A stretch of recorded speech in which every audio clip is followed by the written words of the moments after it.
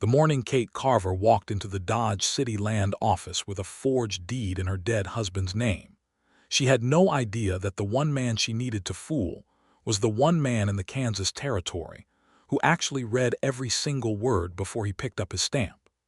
The summer of 1878 sat heavy on the plains of southwestern Kansas, the kind of heat that turned the horizon into liquid silver and made even the cattle stand still in the shade of whatever scrub oak they could find. Dodge City was loud in the way only a cattle town could be loud. Boots on plank boards, the tinny ring of piano keys drifting from the long branch, the low complaint of longhorns being pushed through the main street toward the stockyards. It was a place where fortunes changed hands faster than playing cards, and where a woman alone with a child had about as much social standing as a stray dog, which was to say, very little, and also, somehow, a great deal of exposure. Kate had arrived 3 days prior on the stage from Wichita. She was 27 years old, brown-haired, sharp-eyed, and lean in the way that came from 2 years of stretching a dwindling pantry across 4 hungry mouths. She had with her a carpetbag, a 6-year-old son named Thomas who asked too many questions and was currently waiting outside on the hitching post with a piece of salt licorice she had spent her last nickel on, and a leather satchel that contained every document she owned, most of them legitimate and one of them absolutely not. Her husband, Roy Carver, had died 14 months ago. Not heroically. He had fallen off a horse drunk outside of Abilene and broken his neck on a fence post, which was the kind of ending that made a woman feel cheated of grief. Because there was grief, genuine and real and surprisingly deep, but there was also a fury at the stupidity of it that made the grief impossible to wear properly in public. Roy had been many things: charming, unreliable, occasionally tender, frequently frustrating, and as it turned out posthumously, the claimant on a piece of land outside Dodge City that he had registered during the Homestead years but never properly built upon, never properly cultivated, never properly anything except theoretically owned. That land was Kate's now. It was Thomas's future, and the deed that Roy had filed was, in the plainest possible language, a mess. His handwriting was atrocious. He had misspelled his own name in 2 places, the dates were inconsistent, and he had used a notary in Abilene who had, since the filing, been discovered to have never been an actual notary at all, but simply a man who owned a very official-looking stamp. Kate had consulted a lawyer in Wichita who had told her, with the casual cruelty of a man who charged by the hour, that her best course of action was to refile, produce witnesses, and pray. She had produced 2 witnesses, a neighbor woman named Mrs. Hadley who had known Roy for years, and a former ranch hand named Dunn who could confirm the existence of the original claim. She had the refile papers prepared by a legitimate attorney who was neither incarcerated nor fraudulent. She had everything she needed, she believed, to walk into the Dodge City Land office and correct the record. What she had not accounted for was Phineas Prescott. The land office was a narrow building squeezed between a hardware store and a telegraph office on Front Street.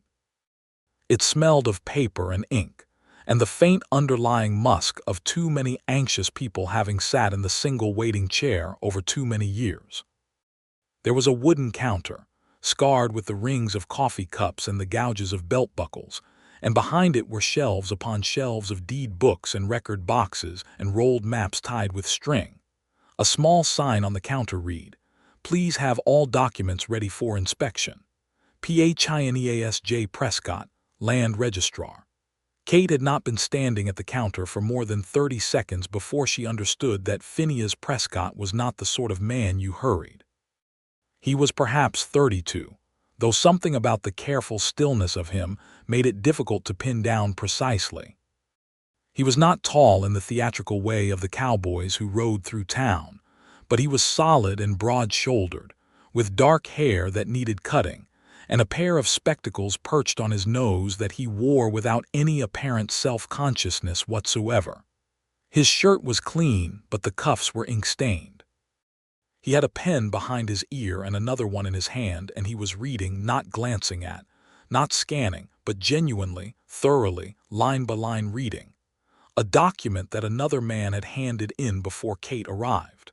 That other man was growing visibly impatient. He was a rancher type, 50-odd years old, with the kind of sunburned face that looked permanently annoyed. He kept shifting his weight and exhaling in short, pointed bursts through his nose. Phineas Prescott did not appear to notice. He turned the document over, read the back, turned it again, went back to the third paragraph, and made a small pencil notation in the margin before finally looking up. "Mr. Talbot," he said, and his voice was quiet and deliberate, the voice of a man who was used to saying exactly what he meant. "This boundary description on the east section references Greer's Creek as a fixed marker. Greer's Creek changed course 2 seasons ago. If I stamp this as written, you will be in a legal dispute with the Morrison family inside of 6 months. I need you to bring me an amended survey with current markers before I can register this claim." The rancher's face went through several colors. "That's the same creek it's always been," he said. "Creek doesn't just move." "Mr. Talbot," Phineas said, with a patience that sounded like it had been excavated from somewhere deep and deliberately maintained, "I have 3 prior disputes on record in this office that originated from exactly this kind of description. I am not in the habit of creating future problems out of present convenience. Bring me the amended survey. Good day." The rancher took his document, muttered something indistinct but unpleasant, and left. Phineas Prescott made a note in his ledger, replaced the cap on his ink bottle, and looked at Kate. "Ma'am," he said, "what can I do for you today?" Kate set her satchel on the counter and opened it. She had rehearsed this. She was good at being composed when it mattered. She had been composing herself through widowhood and poverty and the slow dissolution of the life she had imagined she would have, and she was very, very good at it by now. "My name is Kate Carver," she said. "My late husband, Roy Carver, filed a homestead claim on 160 acres 7 miles southeast of town in the spring of 1873. He passed away 14 months ago. I am here to correct several errors in the original filing and to register the claim properly in my own name under the Homestead Act provisions for widowed claimants."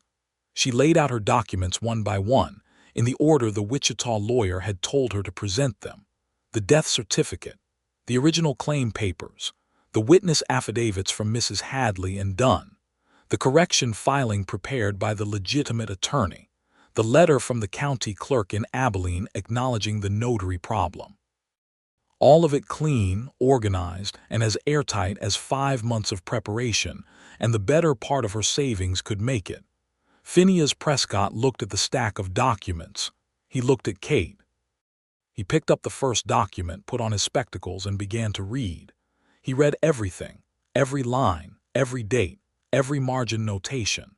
He read the back of the death certificate. He read the footnotes in the attorney's correction filing. He turned the original claim papers over and held them up briefly to the light from the window, as though checking the paper itself for something. He read the affidavits so carefully that Kate could see him pause twice on specific sentences. He did not rush. He did not glance up at her sympathetically or impatiently. He simply read. It took 20 minutes. Kate stood at that counter for 20 minutes, her hands flat on the worn wood, her back straight, her expression composed, while outside Thomas was presumably still sitting on the hitching post, eating his licorice and watching the cattle and the cowboys go by. She had the distinct feeling of standing at the edge of something, the edge of a cliff, or a river, or some other precipice that would determine whether the next years of her life went one direction or another entirely. Finally, Phineas Prescott set down the last document and looked at her again. His expression was impossible to read in the way that careful people's expressions often were. "Mrs. Carver," he said, "your filing is largely in order. There are 2 issues." Kate's stomach dropped approximately 4 inches. "The correction amendment references the original deed number as CR 1873047, he said. "The original filing in our records shows CR 187374. Those numbers are transposed. It's a clerical error, almost certainly, but I cannot stamp this with a transposed reference number because it will create an identification discrepancy in the record that a future challenge could use to invalidate the entire claim. Kate absorbed this. How do I fix it? Your attorney amends the correction filing with the correct number. It is a simple correction, but it must be properly executed and signed again. He paused. The second issue is the affidavit from a Mr. Dunn. He has signed it, but it is not witnessed. Under Kansas territorial law, an affidavit from a party who did not personally appear before the registrar must be witnessed by two parties who can attest to the signatory's identity and competence. Mr. Dunn's affidavit has no witnesses. The room felt very quiet for a moment. Outside, a horse went by at a trot, and somewhere down the street a man laughed loudly at something, and the piano at the Long Branch began playing something Kate couldn't identify. "Can it be fixed?" she asked. "Yes," he said simply. "Both issues can be fixed. I want to be clear, Mrs. Carver, the substance of your claim appears sound. The land was registered by your husband in 1873, and there are no competing claims on record. The issues I have identified are procedural, not substantive. I am not dismissing your claim. I am telling you what needs to be corrected so that when I stamp it, it will be legally unassailable." He looked at her steadily.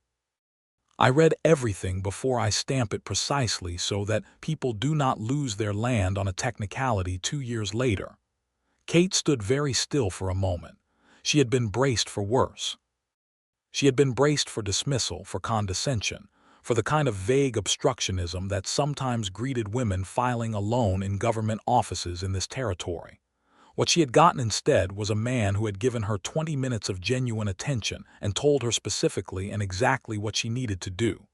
"Thank you," she said, and she meant it with a fullness that surprised even her, given that she was leaving with her documents unstamped.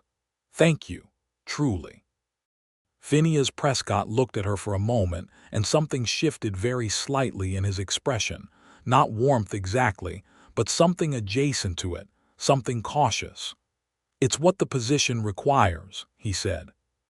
Kate began gathering her documents, restoring them carefully to the satchel.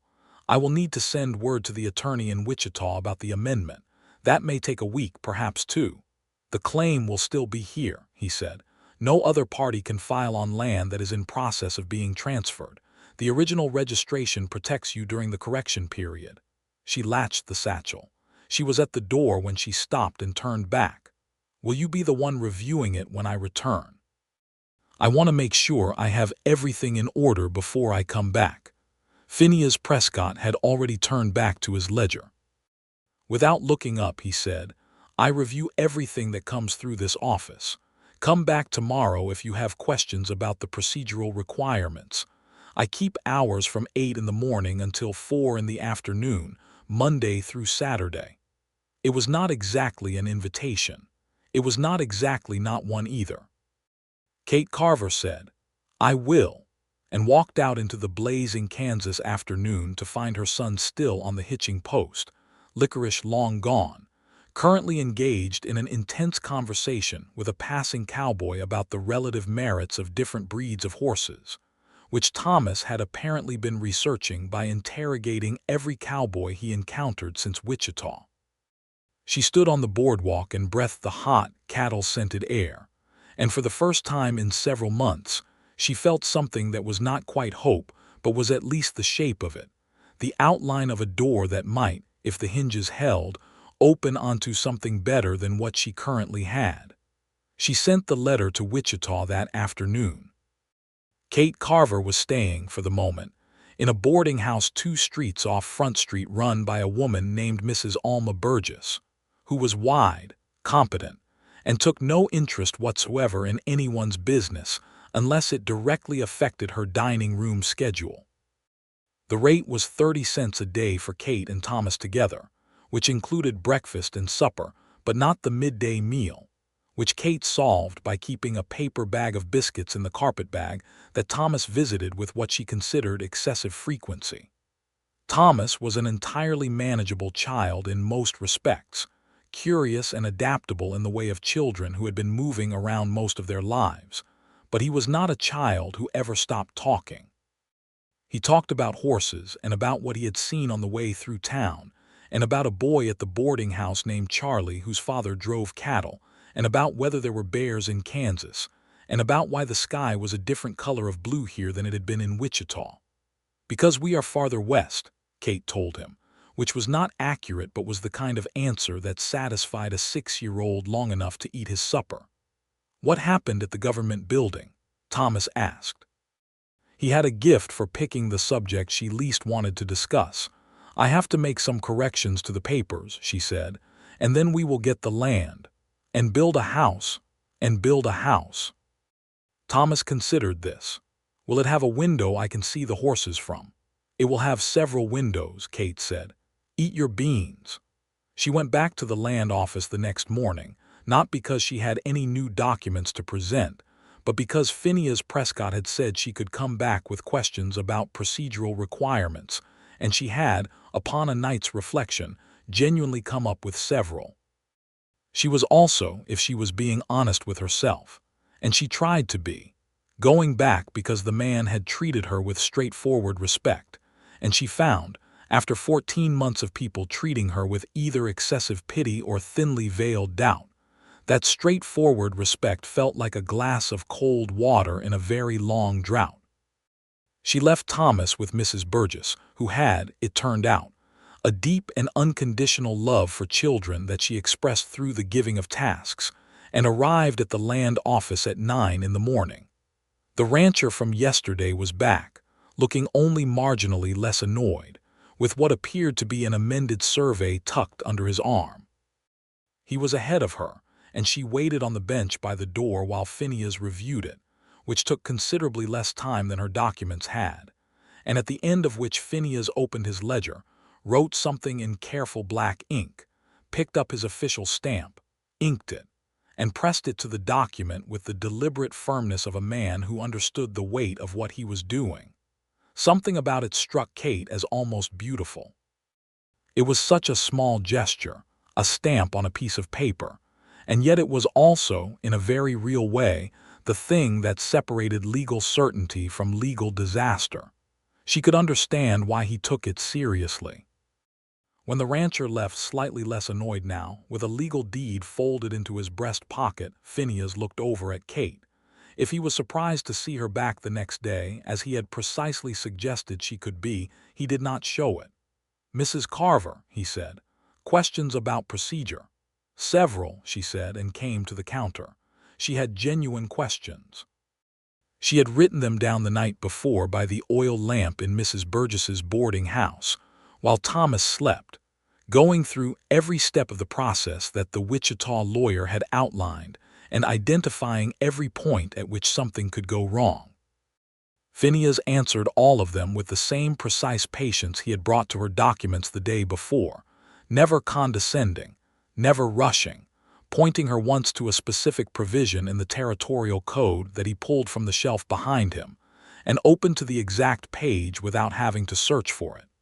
She noticed, in the way you notice things when you are paying genuine attention, that his handwriting was extraordinarily neat, that he had a habit of tapping his pen once on the counter when he finished explaining something, as though punctuating it, that when she asked something that required him to think, he did not speak while he was thinking, he simply waited until he had the precise answer, that there were 3 photographs on the shelf behind him among the record books, one of what appeared to be a landscape, one of a group of people she couldn't make out, and one of a woman. She did not ask about the photographs. After the questions were answered and she had written the important points in the small notebook she carried, there was a moment of quiet in which neither of them said anything, and the clock on the wall ticked steadily, and a horse went by outside.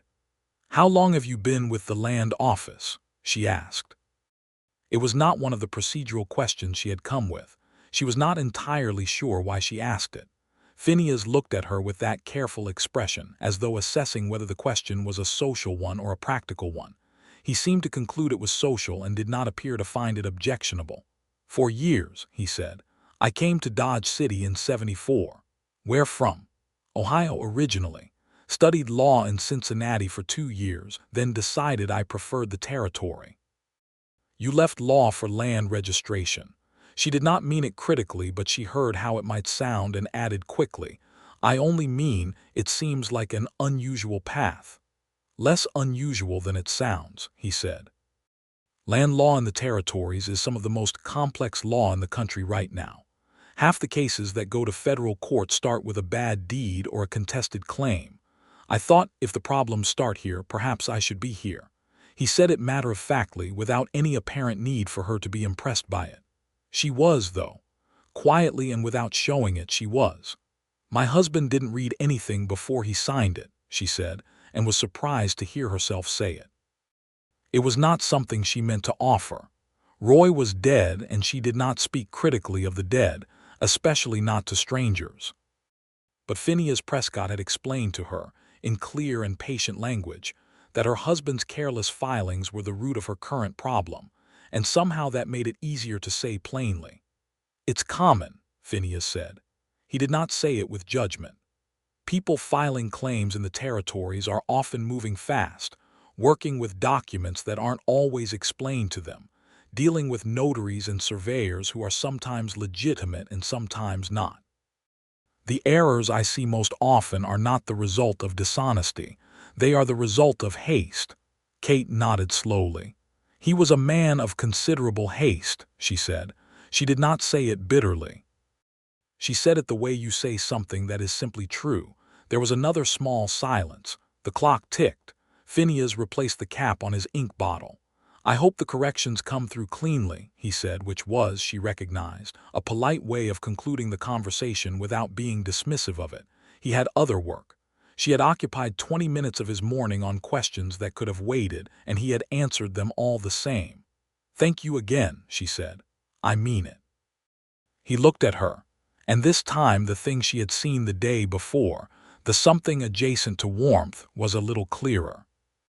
I know you do, he said, and it was such a simple and direct thing to say that it stayed with her for the rest of the day.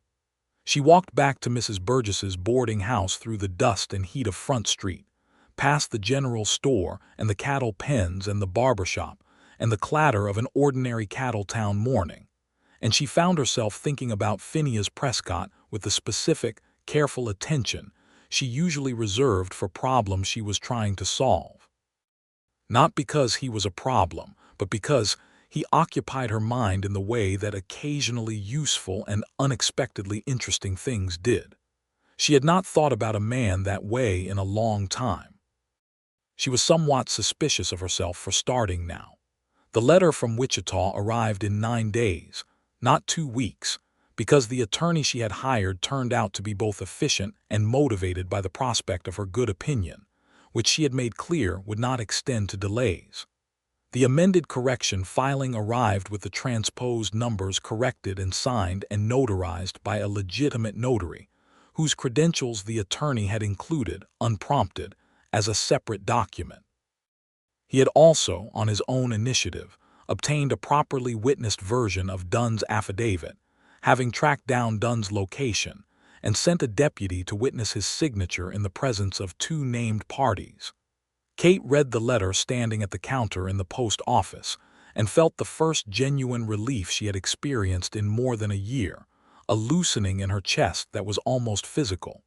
She went straight to the land office. It was a Tuesday, just before noon, and the office was briefly empty of other visitors. Phineas was at his desk behind the counter, eating what appeared to be half a sandwich with one hand and writing in his ledger with the other, and he looked up with a different expression than the one she had seen before, something less guarded, something more startled, and briefly something that might have been pleasure, which he smoothed quickly into professional composure. "Mrs. Carver," he said, setting down both sandwich and pen. "I have the corrections," she said, and set the satchel on the counter. He came to the counter, and she laid everything out again, this time in a stack that was, if anything, even more organized than the last. The original documents he had seen before, the amended correction filing with the corrected reference numbers, the properly witnessed affidavit, the notary credentials. He looked at the stack. He looked at her. He picked up the first document. He read everything, every line, every date, every notation. He read the amended filing and cross-referenced it against the original claim record, which he pulled from the shelf without any fuss, laying it open beside her documents. He read the notary credentials. He read the witnesses' names on Dunn's affidavit and checked them, briefly, against a list in his ledger. It took 25 minutes this time, 5 minutes longer than before, because there was more to read. Kate waited at the counter the same way she had before, hands flat on the wood, back straight. This time, though, she found the waiting less anxious. She watched him read with a quiet that was different from the one she had stood in 9 days ago. There was something almost meditative about watching Phineas Prescott read the focus, the unhurriedness, the sense of a man who was doing something that mattered to him for reasons that were entirely his own. His dark hair fell slightly over his forehead when he bent over the documents. She noticed this and immediately instructed herself not to. He set down the last document. He looked at her, and the thing she saw in his face now was not the professional neutrality she had seen before and not the something adjacent to warmth she had seen when she came back with her questions. It was satisfaction, genuine, unguarded satisfaction. "Mrs. Carver," he said, "every item is in order. The reference numbers are corrected. The affidavit is properly witnessed. The notary's credentials are valid." He opened his ledger to a fresh page and began to write, in his extraordinarily neat hand, the entry for her claim. Name: Kate Carver. Description of land: 160 acres, southwest quarter of Section 14, Township 24 South, Range 24 West. Original registration: Spring 1873, Roy James Carver. Transfer of claim: Catherine N. Carver, widow, pursuant to amended filing of July 1878. He wrote every word. He checked it against her documents one more time when he was done. He opened the ink pad, picked up the official stamp of the Dodge City Land Office, Kansas Territory, and he pressed it to the transfer document with a firm, deliberate, final movement. The sound of that stamp hitting paper was the single most satisfying sound Kate had heard in years. "Your land is registered," Phineas said. He looked up from the document and at her directly. "Congratulations, Mrs. Carver. The claim is yours." Kate looked at the stamped document for a moment, at her name written in Phineas Prescott's precise ink, at the official seal of the land office sitting square and clear at the bottom of the page. She had a strange impulse to press her hand to it, to feel the embossed surface of it, to make it real. She controlled the impulse. She lifted the document, folded it carefully along the pre-creased lines and placed it in the satchel. Then she looked at Phineas Prescott and she said, "Thank you." He looked at her. He said, "You did the work, Mrs. Carver. I only read what you brought me." "You read it thoroughly," she said, "and you told me precisely what needed to be corrected instead of simply rejecting it. That is not nothing." Something shifted in his expression again, and this time it stayed shifted, stayed warm, didn't get smoothed back into professional distance. "I'm glad it helped," he said. She picked up the satchel and put on her hat, and she was almost to the door when she stopped, which was becoming a habit in this particular doorway. She turned back. "Mr. Prescott," she said, "I will need to find a surveyor and a builder, and a supply of materials before I can make the land habitable. I expect I will have numerous questions about various aspects of that process and the legal requirements involved." She paused. "Would it be entirely presumptuous for me to come back tomorrow if I have questions?" Phineas Prescott stood at his counter with his ink-stained cuffs and his careful expression, and the pen that had somehow reappeared behind his ear while she wasn't watching, and he looked at her for a long moment with something in his eyes that she recognized, though she would not have been able to tell anyone the exact moment she had recognized it, as something she was not sure she deserved yet but was beginning to want. "Come back tomorrow," he said. "I keep hours from 8 until 4. Kate Carver walked out of the Dodge City Land Office into the bright Kansas afternoon with a stamped deed in her satchel and a feeling that was unmistakably the beginning of something, though she could not have said precisely what, and she stood in the dust of Front Street for a moment, breathing in the cattle smell and the heat and the noise of the town, and she thought, all right then. She was back the next morning at 8:30. She did have genuine questions this time too, which saved her from any particular embarrassment about the frequency of her appearances. She needed to understand the legal requirements for beginning construction on a homestead claim. She needed to know whether the surveyor's markers from 1873 would still be considered valid or whether a fresh survey was advisable. She needed to understand what records she should keep regarding any improvements she made to the land in case of future challenges. Phineas answered all of these questions. He also, at a certain point, came around from behind the counter and showed her a map on the wall, a large detailed survey map of the area surrounding Dodge City, and pointed out the location of her land on it, tracing the boundary lines of Section 14 with his finger while she leaned in to look, close enough that she could smell the particular combination of ink and coffee and clean wool that apparently constituted his daily scent. And she was distracted enough by this observation that she had to ask him to repeat himself about the eastern boundary line, which she attributed, internally, to the noise from the street outside. The survey markers from 73 are most likely still reliable on the western and northern edges, he said. But given the change in Greer's Creek, I would strongly recommend a fresh survey on the southern boundary before you begin any construction that close to it. Marcus Webb does good work. His office is on 2nd Avenue. I will go there today, Kate said. He is particular about his survey descriptions, Phineas said. He will get it right. You know everyone's work in this town, Kate said.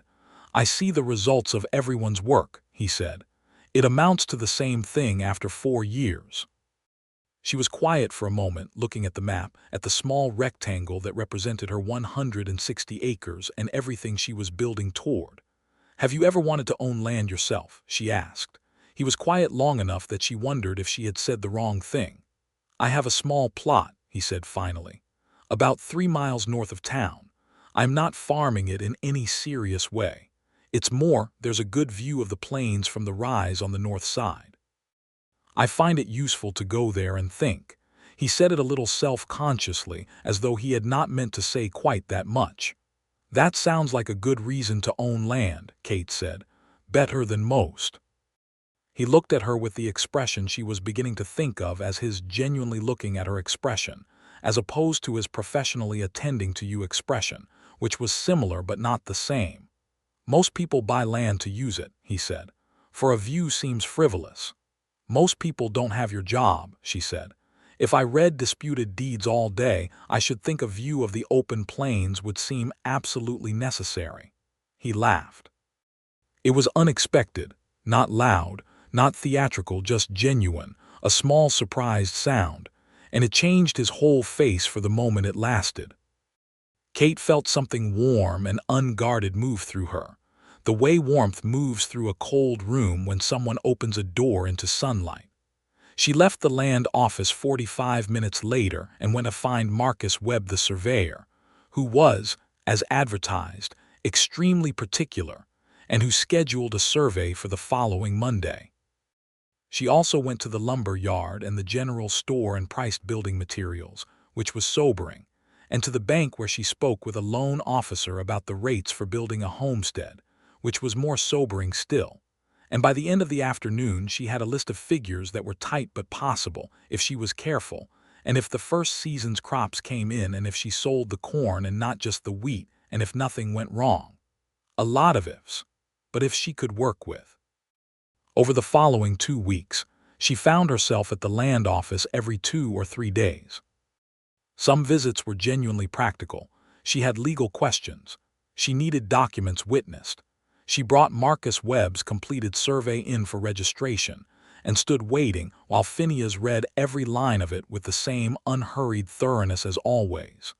But some visits were less practical, and both of them were becoming aware of this in the way people become aware of things they are pretending not to notice. He began to anticipate certain questions before she finished asking them. She began to notice which problems he took particular pleasure in solving, the complicated ones, the ones with multiple overlapping legal considerations, where he had to think before he answered. He drank his coffee black and too strong, she discovered, because once she arrived before he had finished it and he set it aside when she came to the counter, and she caught a glimpse of the interior of the cup and thought, "That will give him a headache by 3 o'clock." She was right. He mentioned it one afternoon, rubbing the bridge of his nose under his spectacles, and she said, without thinking, "You should put more water in it." And he gave her a look that was such a precise mixture of amusement and minor affront that she laughed before she could stop herself. "I have been drinking coffee since I was 17, he said. "And presumably having headaches since 17 as well," she said. He made a sound that was not quite a laugh but was clearly related to one. The summer deepened. The ground on Kate's land was being broken by a team of oxen she had hired, and the foundations of a small house were being laid in the hard Kansas soil by a builder named Guthrie who was slow but reliable. Thomas had made 3 friends his own age in town and had acquired, from some mysterious transaction Kate had not fully traced, a small brown dog of indeterminate breed that he called Sheriff, which was at least as good a name as any. One afternoon, Phineas came around the counter and helped her unroll a large and unwieldy plat map that she had needed to consult for a reference, and their hands were close together on the paper, holding opposite ends flat, and the office was quiet and warm, and the afternoon light came through the dusty window at a particular slant that turned everything golden, and Kate Carver looked up from the map and found Phineas Prescott looking at her, not at the map, at her. And neither of them said anything for a moment. Then a man came in through the door behind Kate, and they both looked at the map again, and Phineas said, in a very normal voice, "The northeast corner marker is here," and pointed at it.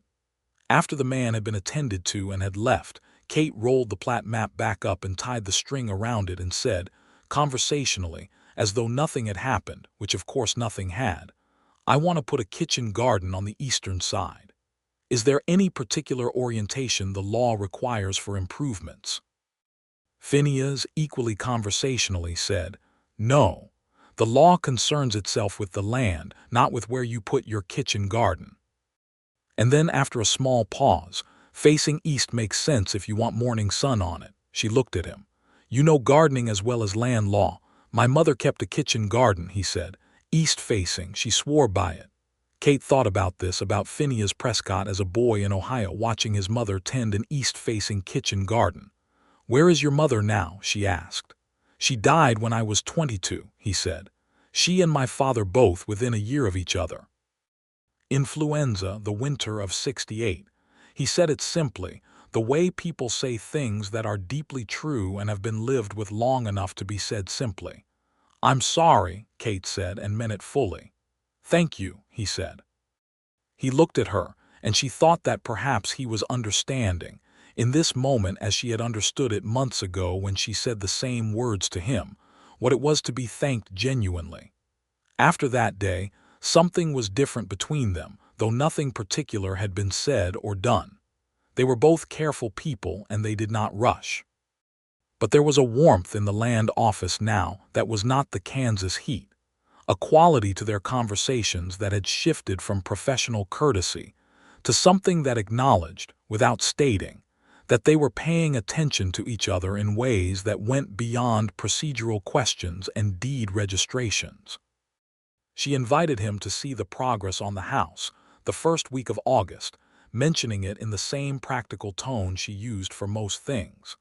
"I would like your opinion on whether the eastern fencing I am planning is appropriately described in the improvement registration," she said. "It would be easier to explain with the actual land in view." He accepted in the same practical tone. He came out on a Thursday afternoon, arriving on a brown horse she had not seen before and which turned out to be his own, a sturdy plain animal with good sense and no pretensions that seemed very like its owner. He looked at the land with a quiet attention that reminded her of the way he read documents, thorough and unhurried, taking in the sweep of it, the grass-covered flatness rolling away to the south and west, the shallow rise to the north that caught the late afternoon light. "It's good land," he said. "Good drainage on the southern end." "Roy chose well," Kate said. "Whatever else he failed at." Phineas glanced at her. He did not say anything. He had a quality that was rare in her experience, the quality of knowing when silence was more respectful than words. Thomas appeared from somewhere around the half-built house, followed by Sheriff the dog and one of his town friends, a boy named Charlie, and said, "Mr. Prescott, do you have a horse? I can see you have a horse. What kind of horse is it?" Phineas looked at Thomas with an expression of mild surprise that softened quickly. "His name is Gibbon," he said. "He is a quarter horse mostly." Thomas went immediately to inspect Gibbon, who received this attention with the same equanimity he appeared to bring to everything. Kate watched Phineas watch her son, and saw something in his face that was gentle in a way she had not seen in the land office. He was not a cold man, she had known that, but this was a specific warmth, the kind that only appears in response to something unguarded. "He is 6, Phineas asked. "He will be 7 in September," Kate said. "He has been asking me daily whether the house will have a window he can see horses from." "It will face east," Phineas said. "The morning light will be on the horses from the east." She looked at him. He looked at the house. His ears went the faintest, most minimal shade of red, and she thought, "I see you, Phineas Prescott." She did not say so, but she thought it. They walked the boundary lines of the property in the long August evening, the sun dropping toward the flat horizon and painting everything in amber and rose, with Thomas running ahead and the dog running after him. Phineas looked at the fencing she was planning and confirmed that it could be registered as she had described it. He also noted, quietly, that the boundary on the southern edge was about 6 inches off from Marcus Webb's survey description, and suggested she correct it before any stakes went in, which she noted. And at one point, when they were standing at the crest of the small rise to the north, looking out at the immensity of the Kansas plains rolling away in every direction, golden in the last light, enormous and beautiful and indifferent in the way that places are beautiful and indifferent, Phineas said, very quietly, "This is why people came out here." Kate looked at him. "Not for the land. Not only for the land," he said. "For this." He gestured briefly at the plains, at the sky, at the sheer scale of everything. "Is it why you came?" she asked. He considered for a moment. "Partly," he said. "Partly I came to do work that mattered. Partly I came because Ohio felt too small." He paused. "Partly I came because it seemed easier at the time to be somewhere where nobody knew me." She understood this. She understood it more than she could easily say. "I came because I didn't have much choice," she said. "But I'm beginning to think I would have chosen it anyway." He turned to look at her, and the evening light was full on his face, and she could see in it clearly, without any ambiguity at all, that Phineas Prescott was a man who had been alone for a long time and was looking at her in a way that was both cautious and full of something that felt very much like the beginning of a decision. She was looking at him the same way. She knew it. She was not a woman who hid things from herself. They rode back to town in the falling dark, Thomas asleep against her shoulder on the wagon seat, the dog curled at his feet. Phineas rode alongside them as far as the boarding house and waited while she carried Thomas inside, and when she came back out he was standing at the hitching post with his hat in his hands. "Mrs. Carver," he said, and then stopped. She looked at him in the dark street. A lamp burned in the boarding house window. Down the street, the Long Branch was doing its usual evening business, and someone was playing the piano well, a slow, deliberate tune that drifted through the warm night air. "Kate," she said. "I think you could call me Kate." He looked at her for a moment. "Kate," he said, and there was something in the way he said it, careful and full and quiet, as though he was aware of its weight. "Phineas," she said. He put his hat back on his head and he said, "Would you and Thomas like to take supper with me on Sunday? There is a restaurant on 2nd Avenue, nothing elaborate." "Yes," Kate said. "We would like that very much." The smile that moved across Phineas Prescott's face was not the small, contained, almost smile she had seen in the land office. It was full and genuine, and it made him look younger and entirely different and entirely the same. "Sunday, then," he said. 6 o'clock. "Sunday," she said. 6 o'clock. He rode off down Front Street, and Kate stood on the boardwalk and watched him go, and she thought, with something that was not caution and not urgency but was very much the feeling of a door opening fully, "All right, Phineas Prescott. All right." Sunday supper was at a restaurant called Alcott's on 2nd Avenue, which was modest and clean and served a very good roast chicken.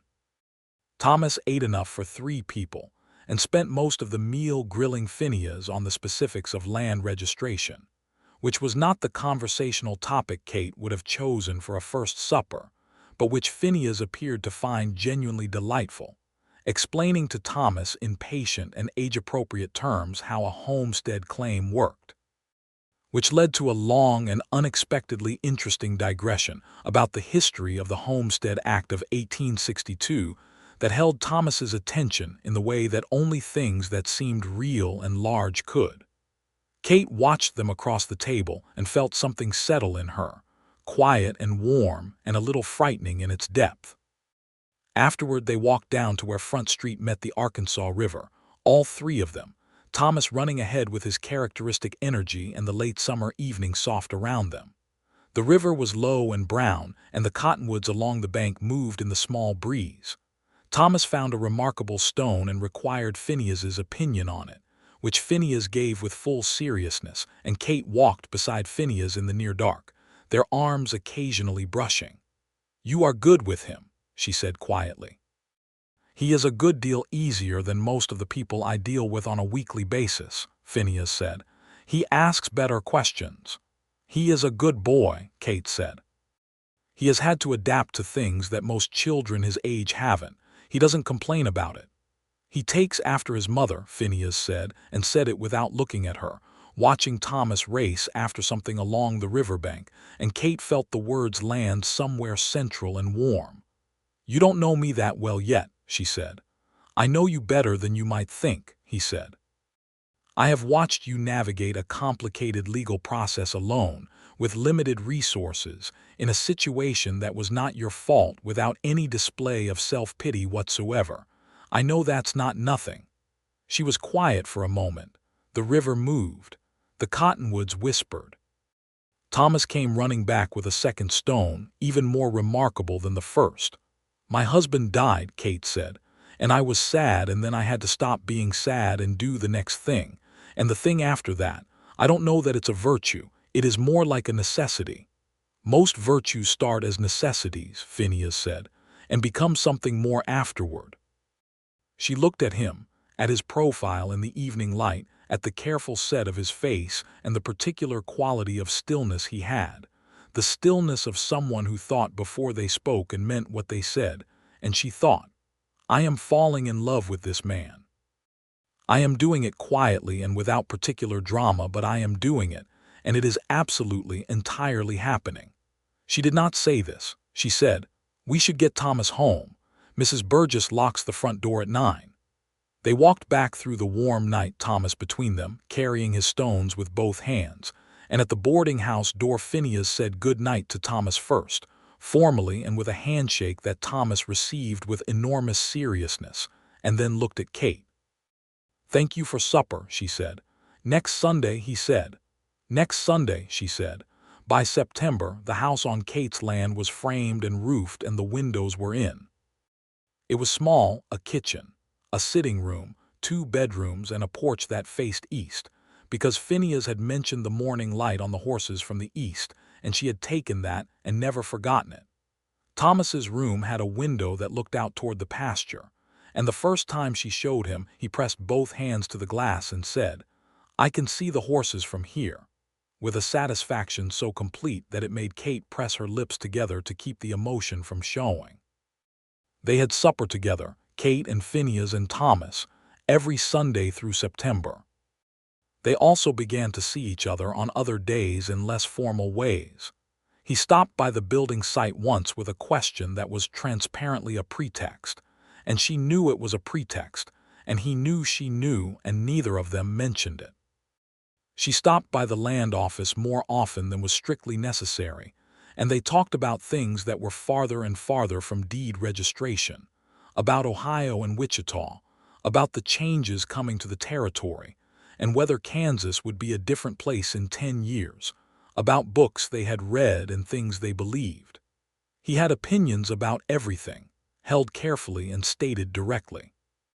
She had opinions that were sometimes fiercer than his, and she stated them just as directly, and they disagreed occasionally, about certain political matters, and once about the best route from Dodge City to Wichita, and the disagreements felt good in the way that equal conversations feel good, the way that being heard feels good. He told her about his time in Cincinnati, studying law in a city that he had loved and found insufficient at the same time. He told her about coming west on the railroad, about his first year in Dodge City when it was wilder and louder and less settled than it was now, about the first summer he had driven out to his small plot of land north of town and stood on the rise and looked at the plains and felt, for the first time in years, exactly where he was supposed to be. She told him about her childhood in Missouri, about marrying Roy at 22 because she had loved him, and also because Missouri had begun to feel too small, about the years of moving with him from town to town, while he tried various schemes with various degrees of success, about Thomas being born in a farmhouse outside Abilene in the middle of a thunderstorm while Roy was in town, and the neighbor woman who delivered the baby had a very calm attitude about the whole thing that Kate had found at the time both reassuring and mildly irritating.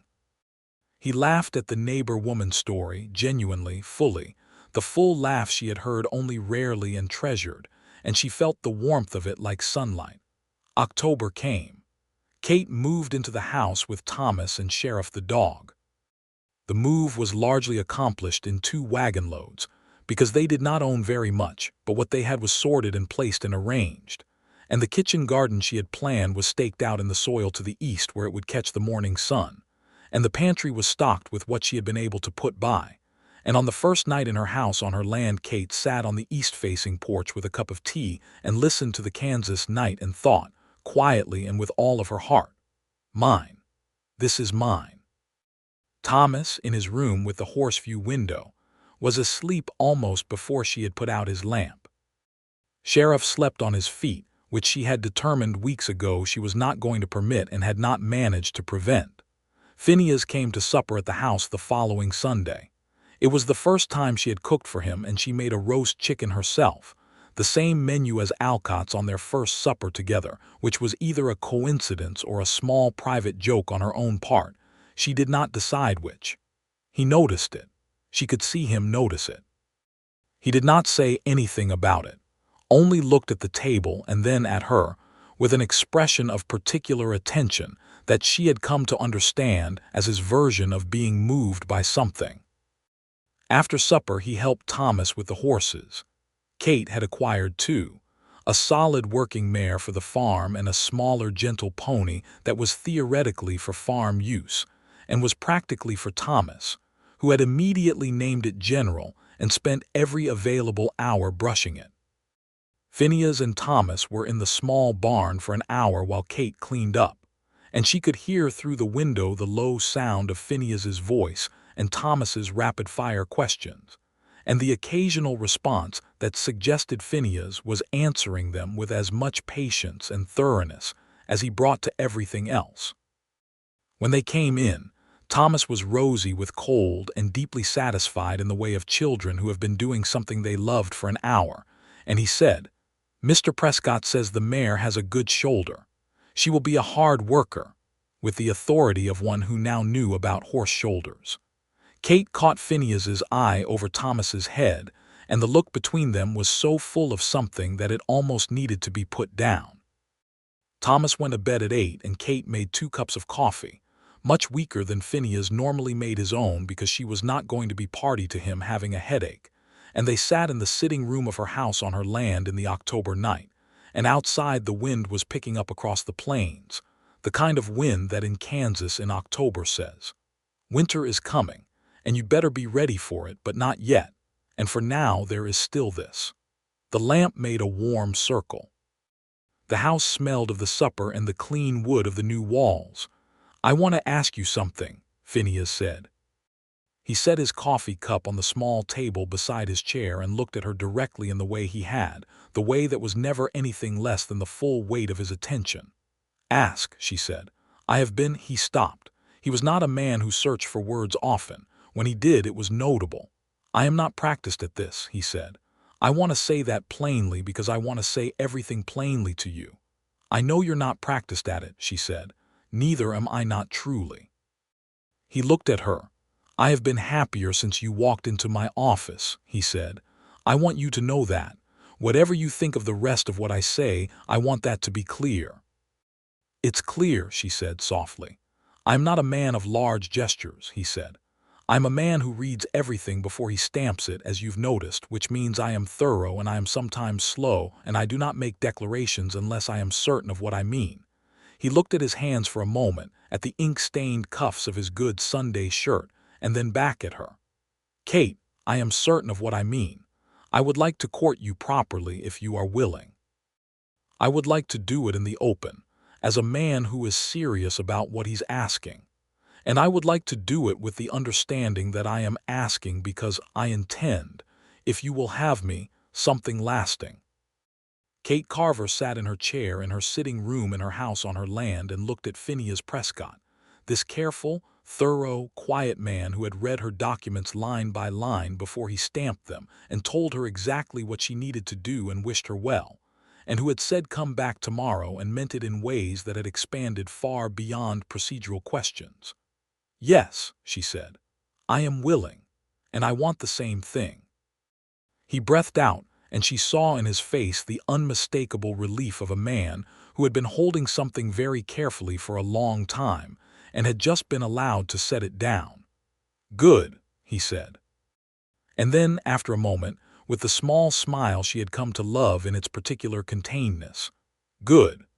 They did not rush after that. They were not people who rushed.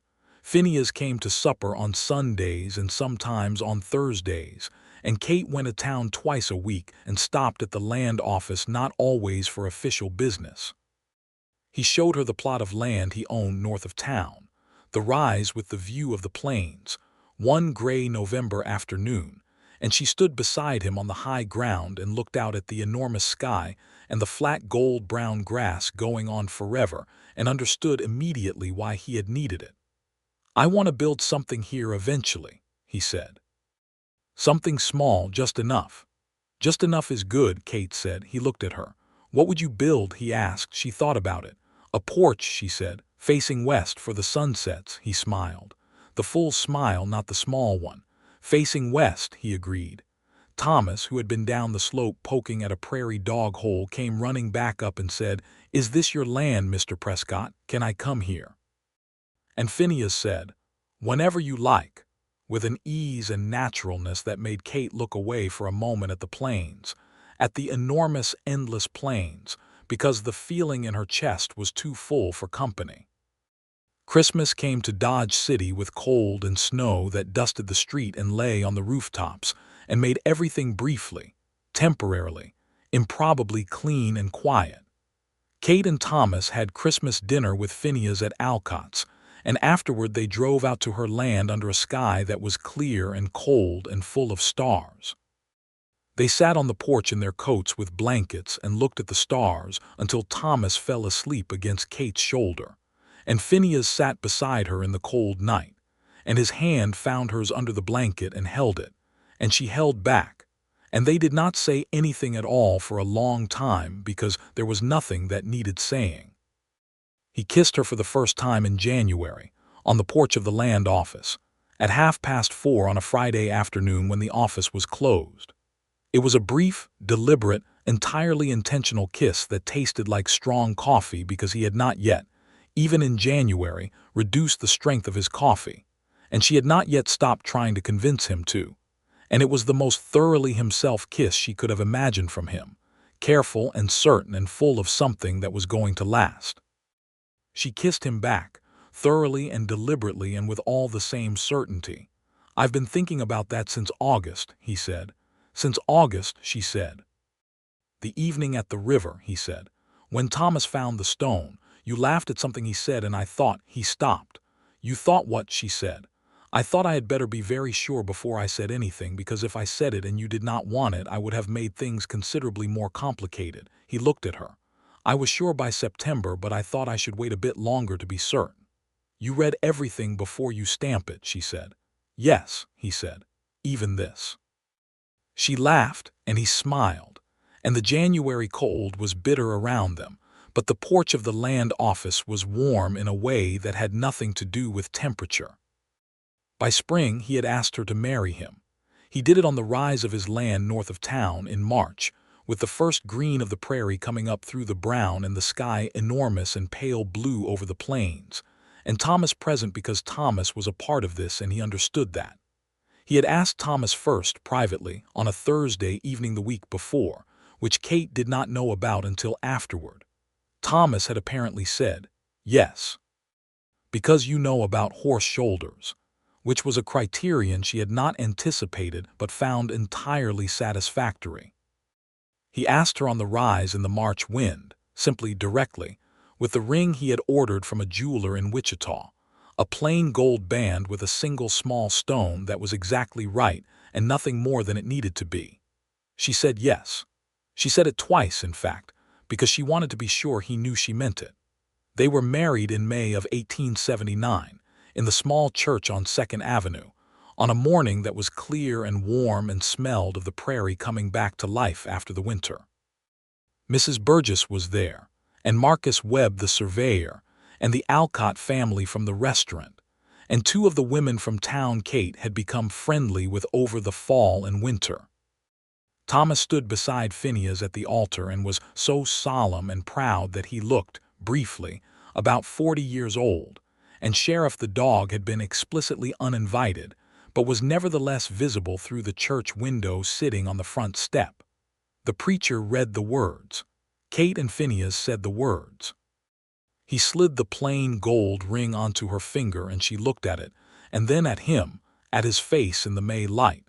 This careful man who read everything before he stamped it, who had said come back tomorrow and meant it in every way that mattered. They walked out of the church into the May morning as Kate and Phineas Prescott, and Thomas cheered, because he had been containing himself during the ceremony with what had visibly been enormous effort, and Sheriff the dog erupted from the front step in an explosion of enthusiasm that knocked Thomas sideways and made everyone laugh. They had a wedding supper at Alcott's roast chicken, because of course they did, and afterward drove out to Kate's land, which was becoming their land in the way that things become shared when two people decide to share them completely. The house faced east and the kitchen garden was beginning to show its spring rose, and General the pony stood in the fence by the barn, and Phineas stood on the porch with Kate while Thomas raced around the yard with the dog, and the evening was long and golden and full. This is ours now, Kate said. This was already yours, Phineas said. I am just very glad to be in it. She leaned against him, and he put his arm around her, and they stood on the east-facing porch in the May evening, and looked at their land and their boy, and the sky going gold above the plains. Phineas kept his position at the land office, because it was work he loved and was genuinely good at, and because, as he pointed out reasonably, someone had to read everything before it got stamped, and it might as well be someone who cared. He rode out to the farm every evening by 6 and was up before dawn on Saturdays and Sundays to help with whatever the farm required. He was not a farming man by background, but he learned with the same methodical patience he brought to everything, and by the end of the first summer, he could manage the fields on the days Kate was occupied with the house and Thomas with a competence that was not natural but was thoroughgoing, which counted for a great deal. The farm, that first year, did respectably. The corn came in well, and the kitchen garden produced beyond Kate's expectations, and she sold a good portion of both at market in town at prices that were not extravagant but were solid. By the end of the growing season she had cleared the bank loan, and had enough left to add a proper chicken coop and a second paddock for the horses, which Thomas greeted as a personal triumph. Thomas started school in September, the small school on 3rd Street run by a teacher named Miss Holt, who was 24 and extremely competent, and who told Kate at the first parent meeting that Thomas asked more questions per hour than any child she had taught in 5 years, which Kate received as both a compliment and an apology simultaneously. Phineas became Thomas's stepfather with the same quiet intentionality he brought to everything. He did not make pronouncements about it or attempt to replace Roy or demand any particular form of acknowledgement. He was simply present, consistently, reliably present, in the way that Thomas's father had frequently not been, and Thomas responded to this with a deepening trust and affection that expressed itself primarily through the sharing of hoarse opinions and the occasional request that Phineas explain things. Because Phineas, Thomas had determined, always explained things properly. In the evenings after Thomas was in bed, Kate and Phineas sat together in the sitting room or on the porch, depending on the season, and talked, or read, or sat in the comfortable silence of people who are at ease with each other. She was still in mild, ongoing negotiation about the strength of his coffee, in which she was making fractional progress. He had on at least 3 occasions diluted it somewhat when she was watching, which she counted as a victory. He maintained this was not a concession but a preference, and she maintained that the development of the preference coincided exactly with their marriage, and he had no reasonable answer to this. The following spring, Kate told him she was expecting a baby. She told him on the porch in the April morning before he left for town, simply and directly, as she told him most things, and the look on his face was such a complete and undisguised expression of joy that it struck her as perhaps the most open she had ever seen him. All the careful containedness simply dissolved for a moment, and he held her for a long time without saying anything. Thomas received the news of an incoming sibling with the considered opinion that it was acceptable if it was a boy and possibly acceptable if it was a girl. But the room allocation would need to be discussed in advance, which Kate agreed to discuss. The baby came in November of 1880, during a cold and windy night that rattled the shutters of the house and made the lamp flame gutter even in its glass chimney. The doctor from town came out, and Mrs. Burgess came with him because Kate had asked her to.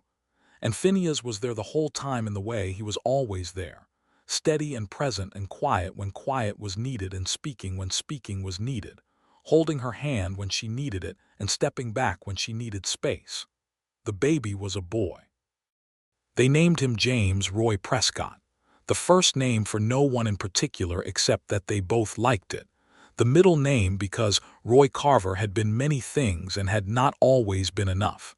But he had registered the land that was their home, and he had been Thomas's father, and he deserved a name remembered somewhere.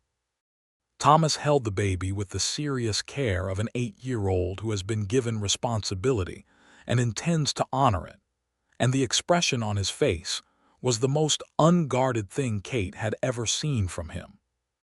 "Hello, James," Thomas said very quietly, looking down at the small red-faced person who had recently arrived with considerable inconvenience to the household routine. "I am your brother. I will teach you about horses."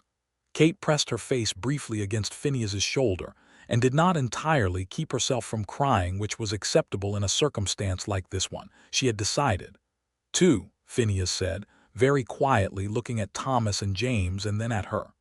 "Two," she agreed. The farm grew steadily through 1881. Kate added a second field and put it in wheat, the corn being doing well enough that the expansion was prudent. She hired a hand, a young man named Eli who was 17 when he started, and who was competent and good-natured, and thought Thomas was the funniest person he had ever met, which Thomas found entirely appropriate. Phineas continued at the land office, continuing to be the one man who read every line before he stamped it, a reputation that had, by now, spread to the point that certain people came specifically to the Dodge City office because they knew their documents would be handled properly. There were still injustices in the territory in those years. There always were. Kate was aware of them, could not help being aware of them. She had seen, in the process of her own filing, how difficult the homestead process was for people without resources, without literacy, without the money to hire attorneys. She had seen claims denied on technicalities that a less careful registrar might have caught if they had bothered to look. She had seen families arrive in Dodge City having lost claims through no fault of their own, just through the incompetence or corruption of the officials they had encountered. Phineas knew this too, better than anyone. It was why he read everything before he stamped it. He could not fix the systemic failures. He could only fix the ones that came across his counter, and he fixed them with a thoroughness and fairness that he never talked about because he did not think it required discussing. He simply did the work. One afternoon in the fall of 1881, a woman came into the land office when Kate happened to be there. A woman with a young child and a worn dress and the specific expression of someone who had been carrying a heavy thing for a long time. She had a homestead claim that a previous registrar in a different county had stamped with an error in the boundary description that was now causing her to lose the land to a neighboring claim. Kate stood at the side counter and watched Phineas read her documents. He read every line. He found the error. He found, additionally, a provision in the territorial code that allowed for retroactive correction of a registrar's error, which the woman had not known existed. He spent 40 minutes explaining to her, in clear and patient terms, what she needed to do, who she needed to contact, and what documentation she needed to produce. The woman left with a list of steps and a lighter expression than the one she had arrived with. Kate looked at Phineas after she had gone. He was making notes in his ledger, his pen moving in its neat, precise way. "You are a good man," she said. He did not look up from the ledger. His ears went slightly red. "It's the work," he said. "It is also you," she said. "The work is the work, the way you do it is you." He looked up then and looked at her, and the full smile came, the one she had been seeing for nearly 3 years now, full and genuine and entirely his. "Come to supper," she said. "Eli made a stew. He is becoming surprisingly competent in the kitchen." "Give me half an hour to close the ledger," he said. "I will walk James down to see the horses," she said, because James, at 10 months old, had developed Thomas's complete obsession with horses, which Phineas considered entirely appropriate and Kate considered preordained. She bundled James into his coat and carried him down Front Street in the October afternoon, past the general store and the telegraph office and the hardware store and the Long Branch, and James looked at everything with the intent, open-faced attention of a baby who finds the world a source of constant fascination, and Kate held him warm against her coat and thought about everything that had led to this moment. From Roy's death in Abilene to the stage from Wichita to the land office on Front Street, where a man with ink-stained cuffs had read every line of her documents before he told her what she needed to do. She had come to this town with a forged deed and a 6-year-old on a hitching post, and a satchel full of documents that were mostly but not entirely in order.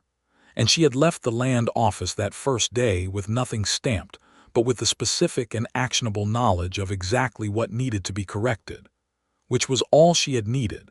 And she had come back tomorrow, and then the day after, and then she had kept coming back in ways that had nothing to do with documents at all, until she and Phineas Prescott had built something that was larger and warmer and more real than anything she had imagined on the stage from Wichita, or even in the best of the years with Roy.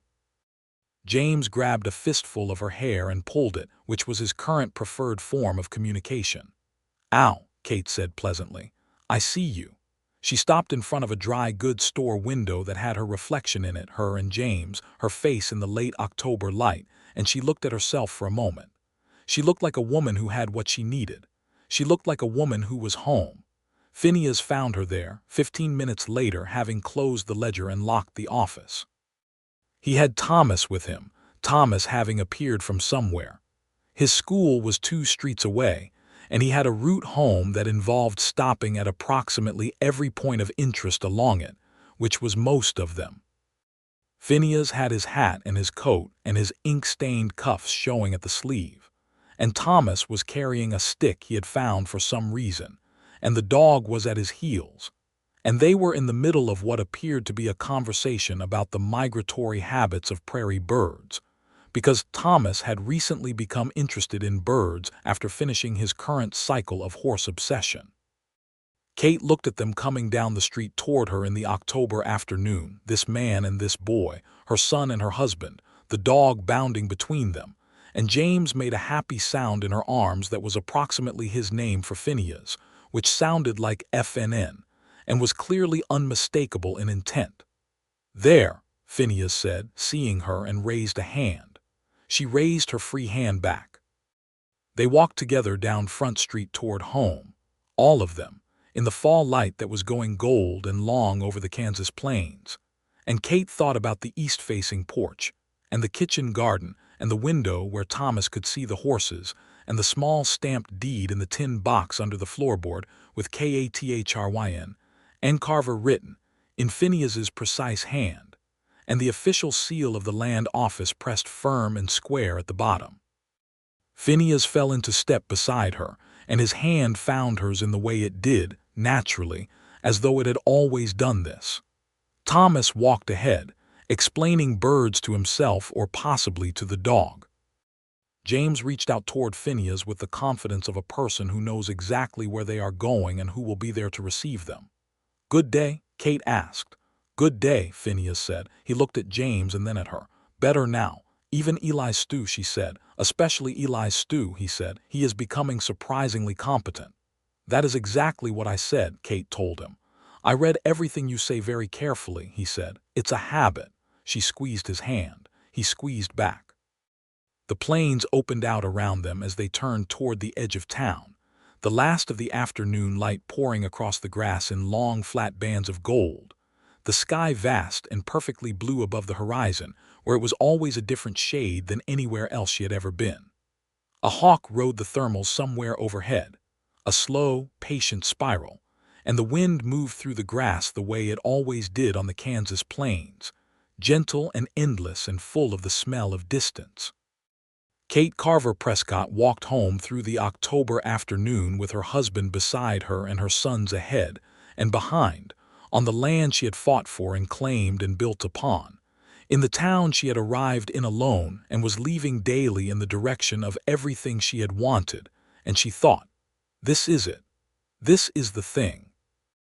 This is the whole of it, right here, right now, in this light, in this air, with this man who reads every line before he stamps it and who had told a dusty, determined woman with a satchel full of documents that there were two things that needed to be fixed, and here is exactly how to fix them and come back tomorrow."